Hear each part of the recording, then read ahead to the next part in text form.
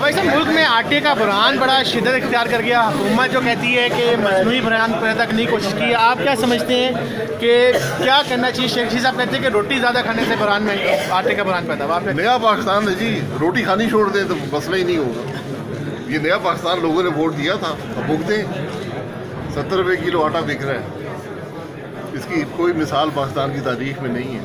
हुकूमत शर्मिंदा भी नहीं है, कम से कम शर्मिंदा तो हो जाए यार। अगर आटा नहीं दे सकते शर्मिंदगी के इज़हार तो करते हैं, हम फेल हो गए हैं। तो ये हुकूमत का हर दिन पाकिस्तान की आवाम पर भारी होगा, ये बात याद रखें। इमरान खान कहते हैं कि उनकी गुजारा नहीं होता उनकी सैलरी में, आप क्या कहेंगे? किसकी सैलरी? इमरान खान साहब का स्टेटमेंट आया रातों के, अब हम मेरा एक अपनी तनख्वाह में जो है गुजारा नहीं होता, तो आप क्या समझते हैं कि आम आवाम का क्या हाल करेंगे? तनख्वाह जो